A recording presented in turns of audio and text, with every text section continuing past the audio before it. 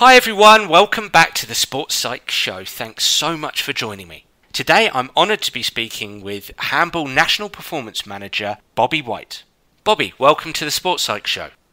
Morning Dan, how you doing? I'm very well, mate. Very well indeed. It's great to have you on.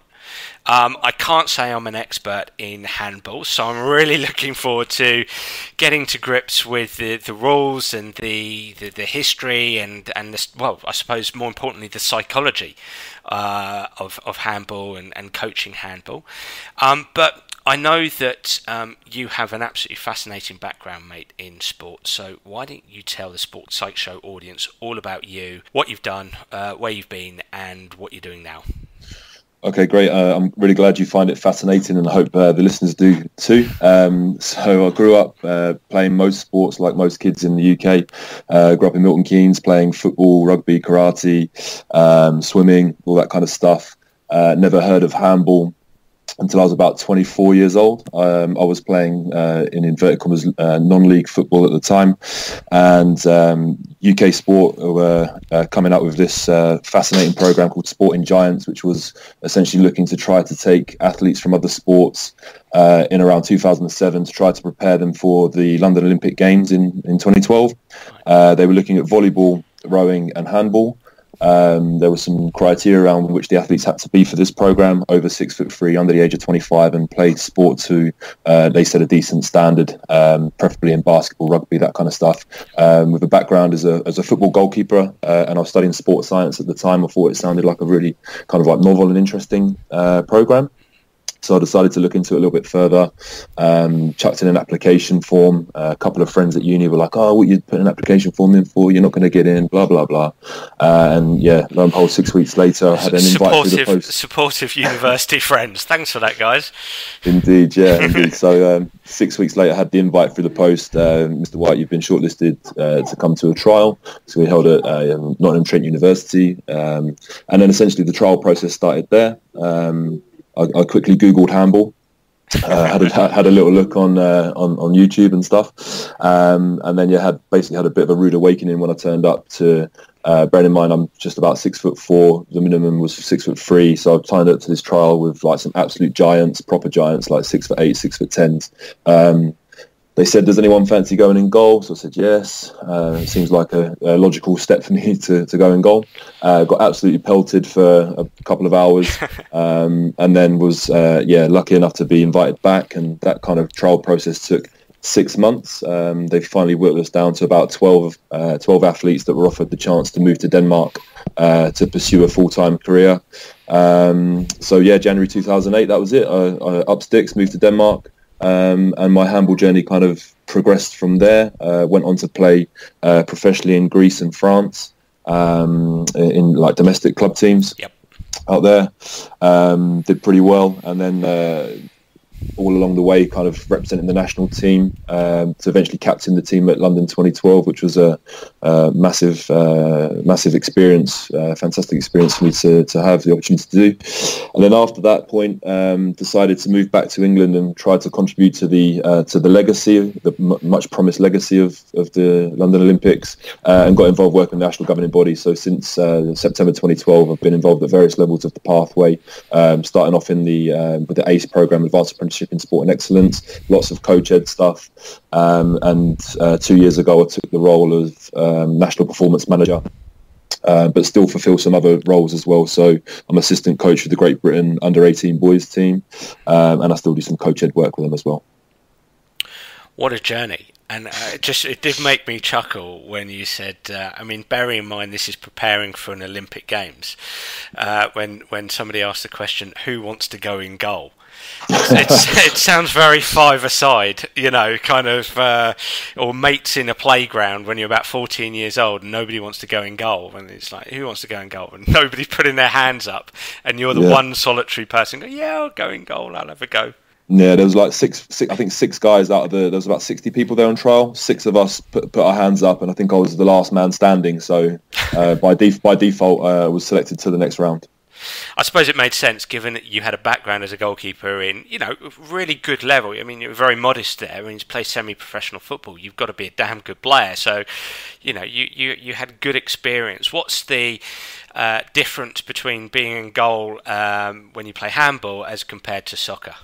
So thankfully, there's no crosses in handball, so that was that was my biggest weakness. So that no crosses, but with most of the shots in football coming from the floor, from the ground, and in handball, most of them come from sort of like shoulder height. So, and I suppose the biggest difference as well is the actual impact of the ball. So when a striker in football strikes the ball, it's just a clear impact, and in handball the players, they've got much more control over the ball, so they can delay their shot, they can fake a shot, they can play tricks with you almost to put you off balance, so getting used to that, and clearly that works well in handball because there's lots and lots of goals scored, and I guess that's probably the key reason why is the players just have so much more control and ability to manipulate the ball than a striker would in football.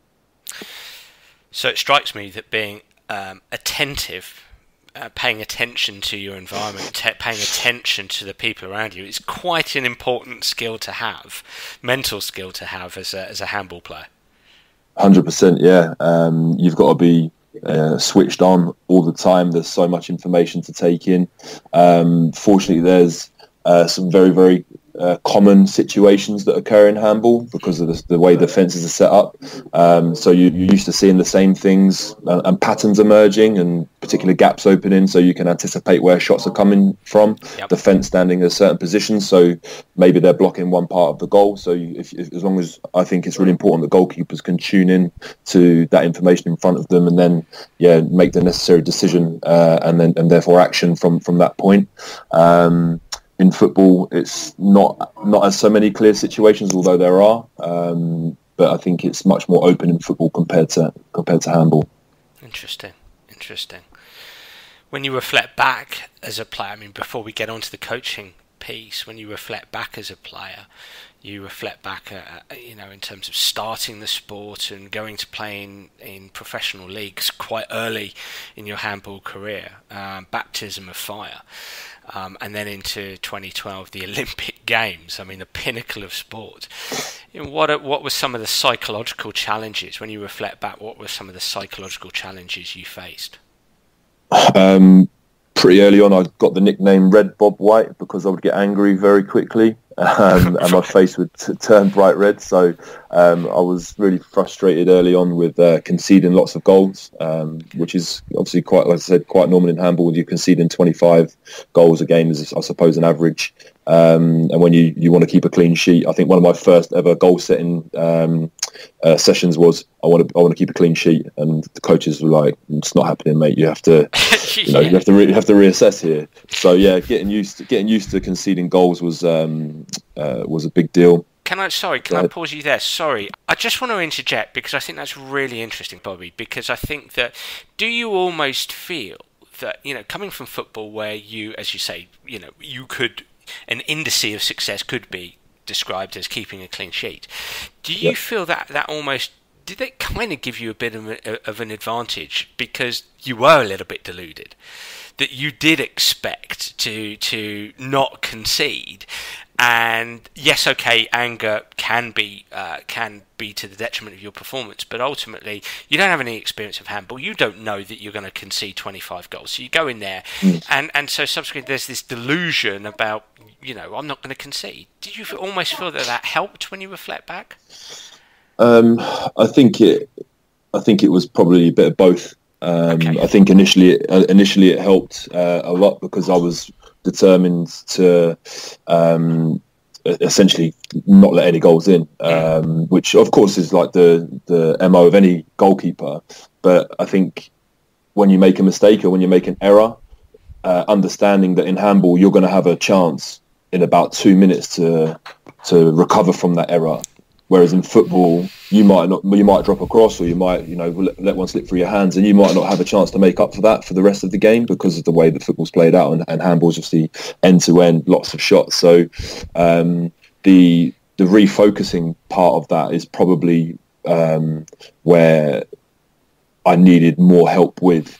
later on. So in the beginning, it was great. I was like, super up for it. No one's scoring against me. And then as I got sort of further into the game, it was right. Okay, you have to accept that you're going to concede some goals. How can then you reset yourself to prepare for the next situation? Yeah, that makes sense. Sorry, you were moving on to talk about frustration. Oh yeah, frustration. So it was more, I suppose, early on when we moved to Denmark, the whole squad was based together. So we often played lots of friendlies, lots of informal stuff with local clubs in Denmark. And when you're living in a bubble, and essentially we had roommates and stuff like that, you're around each other 24/7.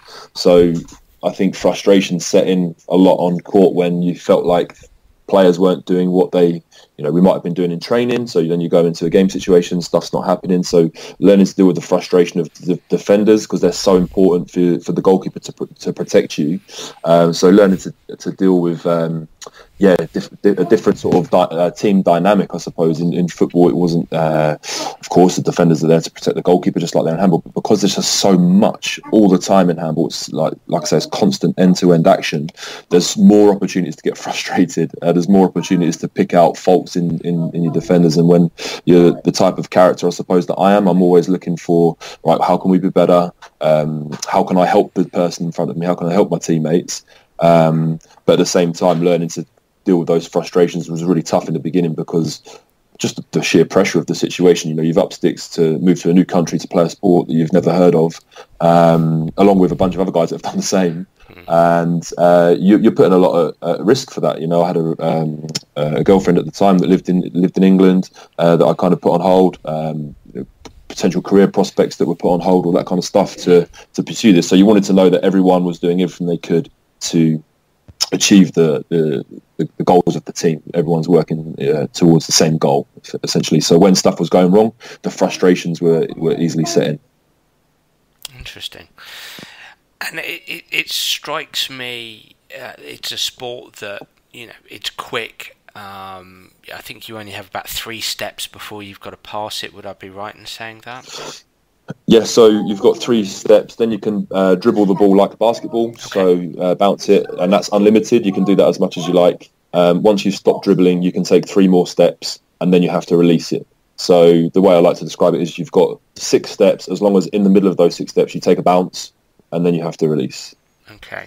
And historically, when you reflect back on your career, what part of your playing career this is, before we move on to the coaching, how did confidence play a part in your game? It was, I suppose, the first 10 minutes of any game were vital. You had to get 1 or 2 saves in the first 10 minutes if you were going to go on to, have a good game. And that's not always the case, but I think that having success at various levels. So I started out in the 6th division in Denmark, which is a relatively low standard, mostly kind of like veteran, kind of 35 plus, years old, that have maybe had a career and now they're sort of coming to the end. I played 1 season there and then very quickly moved up the leagues, went to the 3rd highest tier after that, and the confidence came from, I suppose, having successes. I was really fortunate that I had some fantastic coaches. Arguably one of the best goalkeeper coaches in the world was working with me at the time. And you take confidence from the people you're working with as well. So when you're getting support and accolades from them, that you go into the game thinking, okay, if this guy thinks I'm decent, then I must have something. And then all of a sudden you make a save, and it's really difficult to describe, Dan. So in handball, when I make a save, I feel like I'm invincible. I feel like I'm going to explode. I almost feel like my veins are just full of adrenaline. And the only similar thing in football would be to save a penalty in a penalty shootout in a final. Where you're completely going to burst with pride. So knowing that or making saves like that in handball, it just took your confidence through the roof. So you were always up for the next one. And I suppose there has to be an air of, first of all, like I said before, accepting that you will concede some, but also knowing that you're good enough to be where you are. And I suppose my journey, I was fortunate that I stepped up levels quite quickly.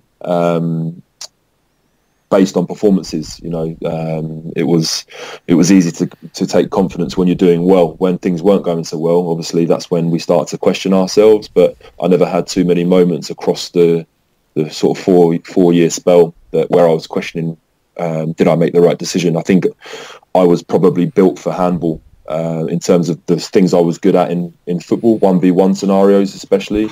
That transferred really, really well into handball. So I was able to just puff my chest out, take the hits. Getting hit with a handball is I say getting hit, making a save. If you make a save and it hits you in the chest, stomach, face, so on, it can hurt. And I'm a bit of I don't really mind that kind of stuff. That's the kind of stuff that I live and breathe for. So it was, you just throw yourself into the situations and the confidence kind of just exudes from there, I suppose. It's really interesting listening to you. It feels like you would define confidence in several ways. That it is quite cognitive, as we might say in psychology. Yeah. I'm confident. I feel confident because I've got good people around me. I know that these are great coaches and these people are helping me develop my skills. That helps develop my confidence. And at the same time, it's really interesting to hear you speak about, the great saves and how making a save in handball helps you feel great. You grow, as you said. You're ready to burst. So it feels like you're describing confidence as a feeling, as a whether it's an affect or an emotion. It's a feeling. So yes, it's a cognition. It's a way. It's a narrative, but it's also a feeling. It's something that courses through your body. Would that be fair to say? Yeah, definitely. For me, it's a feeling. It's something that I feel it in my arms and my legs. I feel I'm the physical embodiment, I suppose. I'm bouncy. I'm ready for action. I suppose if I was unconfident, the opposite would be that I'm a bit lethargic. I'm a bit still, and my arms feel a bit heavy today. In handball, goalkeepers are having their arms above their head most of the time when they're going to receive a shot. So if you feel like you're lethargic and your arms are heavy, then the chance of you saving a shot will probably reduce. So definitely confidence is a feeling, a physical feeling for me. I think I'm quite lucky that I never really suffered from confidence crisis throughout the time. Never questioned my place in the squad. And even if I wasn't the starting goalkeeper, I knew I had a role in the team, and I was happy to contribute in any way that I could. So it was, and I was always in it for the long term. And never worried about the short-term effects of performance. So, it was an interesting journey and one that was, lots of highs and lows. But from a confidence perspective, I didn't really suffer that much, I don't think. Would you say that confidence for you on the court was bouncy and light? Yeah. Absolutely, yeah, 100%. And just a quick question for you here: when you think of being bouncy and light, is there like whether it's a goalkeeper in handball or even a goalkeeper in football that reminds you or embodies that bouncy and light, or maybe even an animal or something like that? What's bouncy and light to you? Do you know what? When you said animal just then, Dan, it just reminded me of a clip I saw on Twitter a couple of weeks ago when I think it was some kind of impala or antelope. It fainted a leopard or a lion. A lion came out of nowhere and it just sort of bounced around the lion. It was a very interesting video to me. So yeah, I suppose goalkeepers right now, I think in football, especially like in the Premier League, there's some fantastic goalkeepers out there, and I think Kasper Schmeichel's having a fantastic season. So I'd probably say Kasper's probably up there, and that's nothing to do with the handball connection either. But yeah, Kasper, and for me, I think I think it's because he's probably facing more shots than most goalkeepers. But Leno at Arsenal, yep. I think he's a fantastic keeper. So yeah, from a football side, I mean, I could mention some handball ones, but no listeners are gonna know who I'm talking about probably. So yeah, but it's what's meaningful for you, and it's interesting. Bouncy light Impala, or bouncy light Kasper, or bouncy light Leno. Which one of those is it? What one? If you're going onto the handball court, what one sort of creates the best pictures, the best feelings? Oh, for me, probably the animal kind of analogies. Like, when I work with young goalkeepers in football and handball, I talk about Tigger from Winnie the Pooh, because he's the bounciest one we know, right? So we go with Tigger all the time. So yeah, it would be drawing comparisons to that kind of stuff rather than looking at a goalkeeper that's established in the Premier League or in a handball league. Bouncy like Tigger. Bouncy light in colour, yeah. We've done a little game face there. Invoices in the post, Bobby. Listen, moving on now. So, really interesting talking to you about your playing experiences and the psychological side. I mean, it sounds like when you reflect back, you did have quite a few psychological challenges, which we all have, and I love what you've been saying and relating it to the game and the specifics of the game, and I also love the fact that you're talking about the differences from a psychological perspective between football and handball. I think it's fascinating. So moving on to coaching. I'm assuming that some of those challenges, psychological challenges, have informed or did inform the early days of your coaching practice and methods. Yeah, I suppose so. So my coaching background is almost as long as my playing background, I suppose. I started coaching football when I was about 15, 16, there in grassroots football. And then during my handball career, I often got involved with some of the youth teams, coaching the goalkeepers. And then since stopping playing handball, I've been involved back in coaching football. And obviously my main role with England Handball is national performance manager. So I've been involved with lots of coach ed stuff. But initially, I think moving into coaching handball in the performance pathway in England back in 2012, it was... I think I probably came out with too much ego, and the kids that I were coaching probably weren't what I expected the level to be at, which is really naive of me to have been like that, and I probably displayed a lot of coaching behaviours that I certainly wouldn't be happy with them if I saw them now from another coach. So, and I think a lot of that probably came from my expectations of how I think the session's going to go, the session not going quite how I liked, and then actually questioning myself, thinking, am I a bad coach here? And then probably that's a knock on the confidence. You step onto the court thinking I'm the big I am, just captain the Olympic team, and I'm trying to coach this session. These kids aren't doing it right. Is that that's a reflection on me? So yeah, it took probably a lot of reflection and a lot of back then, I suppose the biggest sort of help for me, because there was no formal coach ed courses in handball for me to access, was just getting on blogs and stuff like that were coming out on Twitter at the time, and just having a good old read through what was happening out there. And eventually I was really, really fortunate that as part of one of my roles with England Handball, we got a place on a PG cert at Leeds Beckett University with the likes of Andrew Abrahams and Bob Muir, and speaking to those guys was easily the best CPD I've ever done. It really opened my eyes to what good coaching could look and feel like. And it's probably been the biggest shaper of how I coach. And since then, I've gone on to do the UEFA B license in football, and I'm doing the coaching license, goalkeeper coaching B license now. But yeah, it was probably the best insight into coaching that I've had, and that's. Yeah, that's not a small thing to say. It's because I've had a lot of access to some good coaching. So yeah, I've really used some of the stuff we learnt there to try to shape the pathway, and especially how I design my sessions, how I behave as a coach, and ultimately, where I want to shape the sport to go in my current role. What did you learn from that course that you started to include into your session design, into the pathway design? What changed specifically? I think the biggest impact that, the biggest thing that's had an impact is understanding self-determination theory. I've always been covering things like motivation on various courses I've done as part of my sports science degree, and I dabbled in a couple of master's modules before when I was out in Denmark, and but I'd never really seen it come across, Declan Ryan's self-determination theory. It really started sort of struck home about how important it is for the actual person to have this autonomy over their goals and where they're going.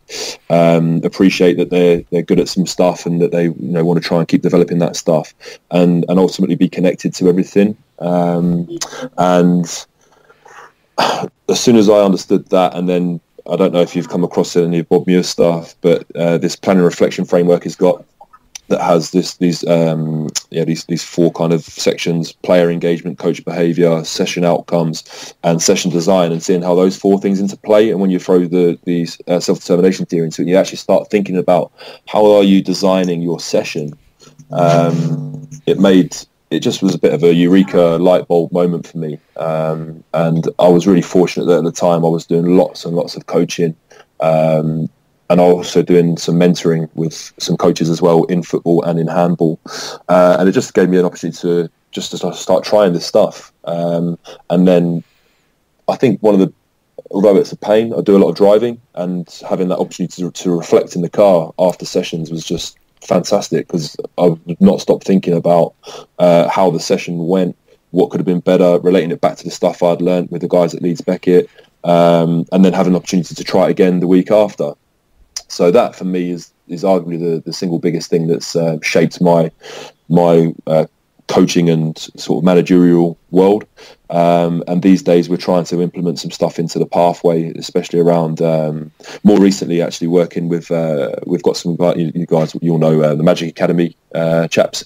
They've come in and done some work with us, and we're trying to take some of the autonomy stuff to the next level in our training, and taking a look at what coaching behaviours we can dial up, dial down. Why is that important? And at the same time, not trying to get too carried away with where we take the coaches, because I've got 10 coaches that work in the pathway who are all at different levels, come with different experiences from different countries, and we don't want to take them on a different journey to the players. We want to take them on the same sort of learning journey, not take their ownership away of what they do. So it's trying to strike the right balance between what I want and what my vision is, and then what they can bring and deliver to the coaching and the program, basically. It sounds like autonomy plays a central role within your coaching, obviously borrowing from self-determination theory. I mean, a Bobby White coaching session pre-learning about self-determination, a Bobby White session post-learning about self-determination. What's the difference between the two? And then you've talked about taking that even further. So, what would be the difference between the first, pre-self-determination, post-self-determination, and then where can you take it now? So I think pre-learning about self-determination theory, I think that the sessions, the practices that I designed would have been, I'd have been given the players demands, and it would be my demands. I would be giving the players, you need to be able to do this, you need to be able to do that, and it would be very, very. I'd like to think that.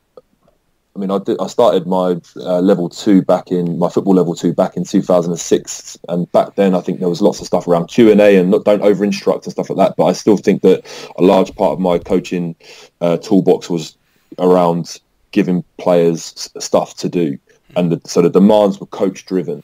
And I think that the biggest change was learning how to make the outcomes task-driven. So I'd create a task that created the demands, rather than me being able to stand it. So, for example, if it was a case of the players needing to be quick, I would be saying from the sidelines, come on guys, speed up, speed up, speed up. Whereas now I know how to design a practice that actually makes the players be quick. So it's just small details like that. And don't get me wrong, there's still a side of it where the coach maybe has to be the motivator on the side and occasionally chip in with some stuff like that. Mm-hmm. But I think it's, for me, I shouldn't be working harder than the players. The player should be working harder than me in terms of physical output. So if I'm bouncing around on the sideline, screaming, shouting instructions, and trying to get the outcomes, then I think that's the issue. The issue is with how I've set the session up. So learning about that stuff was probably the biggest change, if you like, from pre-self-determination theory to post. Okay, so what I'm hearing there is you'll change the task or you'll manipulate the task in order to change behaviour, or help players experience a different behaviour. So just going a little bit more specific there, you talked about speeding up the players or helping the players, I don't know whether you call it transitioning quicker or getting up the court quicker. And before you would have used your voice, your communication to get them to speed up. Whereas what you're saying is, well, let's actually just create a designer session that actually gets them to speed up. Going from your template, what would that look like? What specifically would you do with the task to get them to speed up? Okay, so first of all, I think about what's the reason that they need to be fast. So in a game, if the reason is to be fast is there's been a turnover, the goalkeeper's made the save, and we need to counter-attack there, then that obviously requires speed. So the reason we need to be fast is because the defenders are going to be coming back to get themselves organised and close the space for us. So that's the reason that we need to be quick. So I try to then think about the first parts of that reason. So let's say it's two defenders that might be the furthest back up the court to deny us counter-attacking. Then I would try to factor in some of that stuff into the practice. So it wasn't a completely unopposed session or an exercise. There would be a couple of bits thrown in that would make them speed up. So, for example, you're attacking. So one team is attacking. Goalkeeper makes a save. Transition happens. How can we get up the court quickly? Why do we need to get up the court quickly? And then essentially you give that team that like a time limit, I suppose.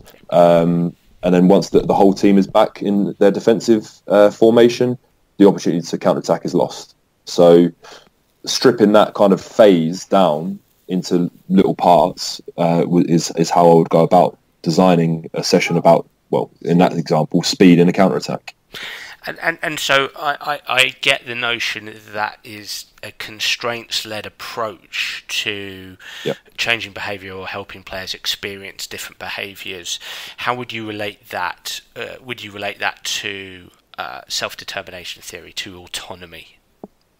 So I suppose you're giving the players the decision whether or not they're going to take the counter-attack or not, and where they might make that first initial pass. So you can then get into the detail around, do we want the players to be wide? Is it the wingers that are running? Do we want our back player to receive the ball? And we can get into some details around positions there.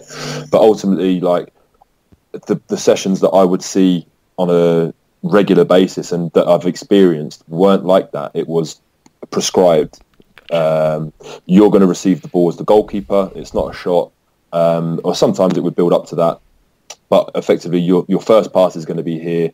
You have to get up the court really quickly to try to score, and then we're just going to repeat the cycle. So you give the goalkeeper the decision to where to pass to. You give the players the decision on where they run to, whether or not it's the right decision, because the goalkeeper might have actually had to take a couple of seconds to go and grab the ball. Therefore, the defence might have transitioned back then. And I think that the more decision-making opportunities like that you give the players, obviously that's they've got complete control over whether or not they do it.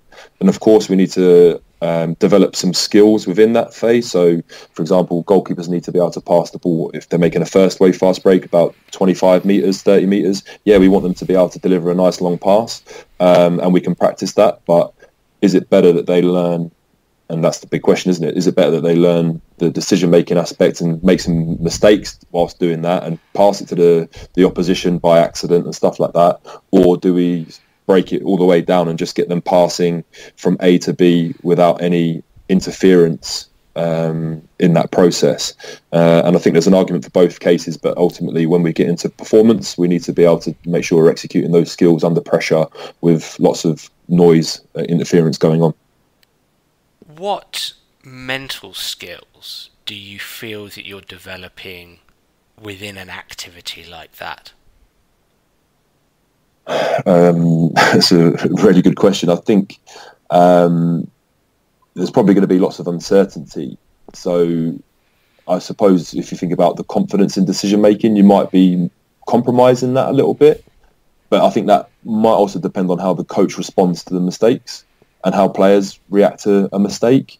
But I think on the flip side, that if stuff is going well and people are making the good decisions, then it kind of reinforces, like, oh well, we're actually playing games and we're actually doing it quite well, and the ability to cope with pressure situations probably develops. But I think that does depend on the skill of the coach. Your body language after a mistake. If you're giving them this autonomy and this opportunity to develop, and all of a sudden you slam your clipboard on the floor when they make a mistake, then you're not going to be doing them any favours. So I think that's probably the biggest piece of that puzzle. But I do think that the players are experiencing higher levels of engagement, therefore are more motivated to do the tasks instead of being queued up in lines saying, right, you're going to go next, you're going to go next, you're going to go next, and basically you're just going to get a turn at going, and then you're going to wait for 2 minutes before you get your next opportunity to do it. And then if you make a mistake within that 2 minutes, then, or in your go, then you haven't got another opportunity to do it again for another 4 or 5 rounds. Whereas in these particular scenarios, there might be an opportunity to do something that will raise your confidence, something additional to the practice. So it might be, make a tackle or intercept a pass during the transition and stuff like that. So I think that just because there's more opportunities of engagement, it probably just helps the athlete stay motivated a little bit more. I think that's a really rich description. I love the word engagement. And obviously that engagement, you turn up the volume of engagement by, yes, you're setting the task, so you're setting the boundaries, but you're giving players the opportunity to explore within those boundaries, make decisions within those boundaries. But when you say engagement, I think from a mental skills perspective of attention and intensity. Especially intensity, the capacity for a player to practice with a mental intensity. We might use the term level of arousal or activation, but that mental intensity and that mental attention or focus of attention because of the way you've done that, a constraints-led, autonomy-supportive session. That's my interpretation of what you're saying. Definitely, yeah. It is attention, and we've seen it time and time again with athletes coming into the performance pathway at 14, 15 years old. They don't know where to look.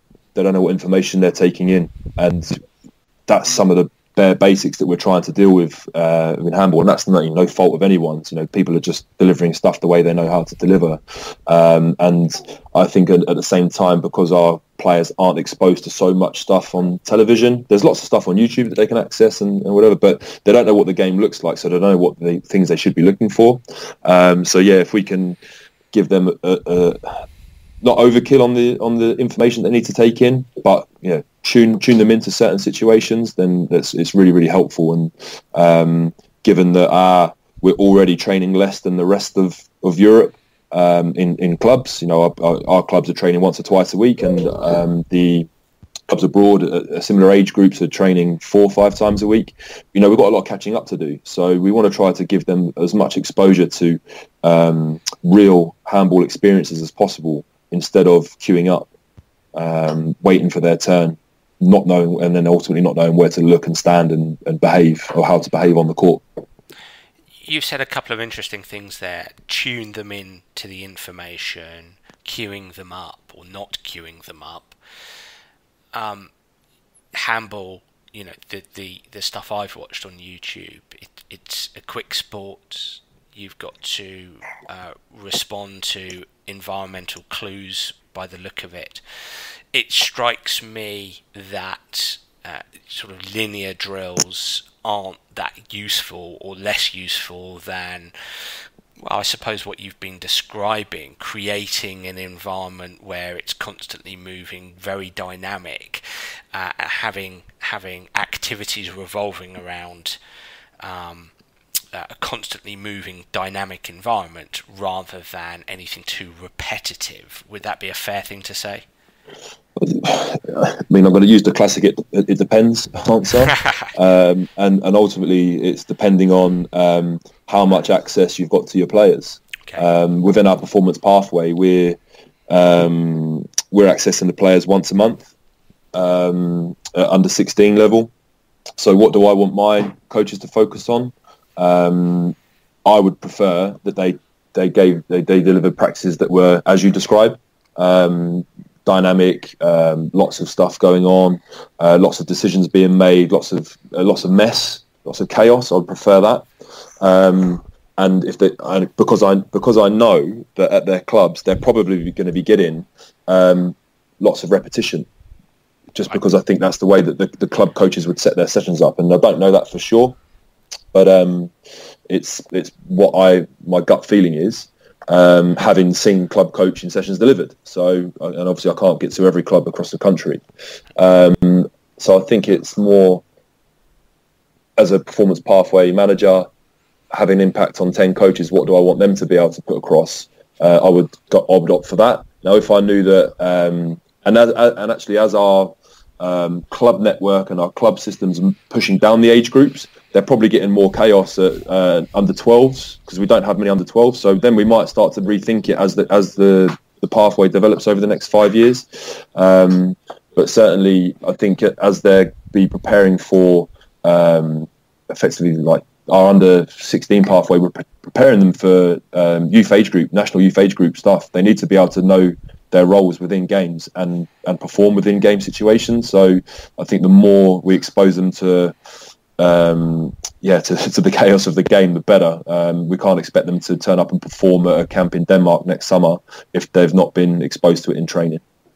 Gotcha. So you're trying to strike a balance between introducing players to a chaotic environment, yet at the same time recognising that, I suppose the context in England is a lack of training time, and so giving them the opportunity to develop, say, the technical requirements that can lead to good skill. Yeah, absolutely. Strike the balance, and we haven't kind of got there yet with all of our coaches because of the limited time that we've got. But I would certainly say that there's a place for repetitive blocked practice. If it's done in a way, in my vision, you can still affect the, for example, the force applied to the pass, the trajectory of a pass. What type of pass is there a choice of which player I pass to? You can still strip those things down, still give them some choices about that, instead of it just being, right, you stand 10 metres away from me and we're going to make 30 passes, and then all of a sudden I've become a better passer. I think that there's ways to develop the repetitive practices and block practices that still require some thought. I think as Dennis Bergkamp said, behind every pass is a thought, and I really like that idea. It shouldn't just be a mindless passing from A to B where I don't have to actually think about, where am I putting it? Am I putting it into their hands in front of them so they can run onto it? Do I have to loop it over a defender? All those kinds of things. I think there's little nuances of how we can create the session or the particular practice to make it more relevant to the game. That's really interesting. So you see some value there in what you might describe as blocked practice, but adding in a bit of variability there adds a bit of flavour that means that players can practice their technique, but there's sort of a different landscape on each throw or each catch.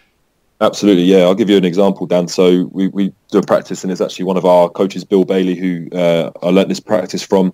You've got a standard two rows. Label yourself A and B. B stands opposite A, and you make passes backwards and forwards. But each pair that are adjacent to those pairs can intercept those passes. So you've got a decision of whether you pass or whether you just keep you can take a bounce, for example, keep hold of the ball, and then it kind of just creates a little bit more chaos for the players to deal with. They might have to pass it faster. They might have to find a different way to get the ball to their partner, and stuff like that. So that was a really, really nice example. And I've seen examples of a rondo type practice where each player that has passed the ball has to move out of the circle, so they can't be passed to, and then when they come back to the circle, they can receive. So all of a sudden, you're just reducing the amount of passes that a player can make. So if you think about the decision-making process that player's going through, all of a sudden they're scanning a little bit more. They're trying to find the right pass to make, and probably put in different details on the pass. So for me, they're two examples of how you can do a repetitive practice, focusing on technique, but just in a little bit more of a way in which is giving the player something more to think about than just actually delivering the ball. Really interesting stuff. So final question, because I'm just aware of your time, mate. I know you're a busy man. What does the future hold then for you from a coaching perspective, where, you know, you talked about being involved with an organisation, the Magic Academy, whereby you're trying to become more creative, perhaps look at additional ways to create chaos or autonomy. So what does the future look like? The future, well, I think we're in the future, Dan, to be honest with you. I think we're in it. We've been really exploring some of the gamification stuff that's been doing the rounds. And I love it. I've been doing some stuff in my own club. I've been doing some stuff in my role with MK Dons as the foundation phase goalkeeper coach with that stuff. It's I think it's a brilliant way to engage the kids, get them thinking a bit more tactically about games and situations in games. So yeah, the gamification stuff I think is great. Nowhere near scratching the surface with it. I think we're going to be running our coaching conference in the summer. We're going to be working with Rusty and Fletch and our national team, senior men's national team coach, and delivering a gamification session and bring it to life for people, because I think what often gets lost is we talk about it on a PowerPoint or we talk about it on a podcast and people can't visualize it. So we want to put it across to the guys in our sport on court with players, led by a handball coach, with people with the expertise of Rusty and Fletch coming to support us. So I want to keep pushing that one. And I mean, just from my own experiences of delivering it at my own handball club, we've got a wide range of ability levels. We've got a wide range of ages, and they all buy into it. There isn't one kid in the building that is put off by those approaches.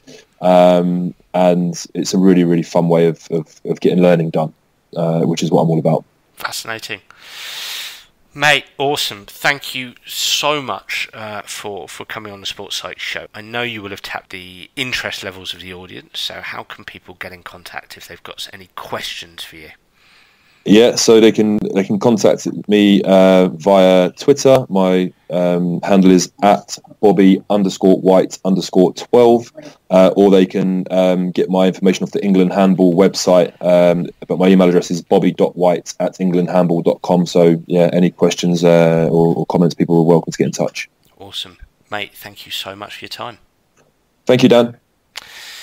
Well, everyone, I really enjoyed that podcast, and I'd love to hear what you, the listener, thinks. So please do get in touch via Twitter or Facebook or through my website, danabrahams.com, to tell me exactly what you think of the Sports Psych Show. And if you've got any suggestions, I'd be delighted to hear them. I'm already looking forward to next week's episode. Bye for now.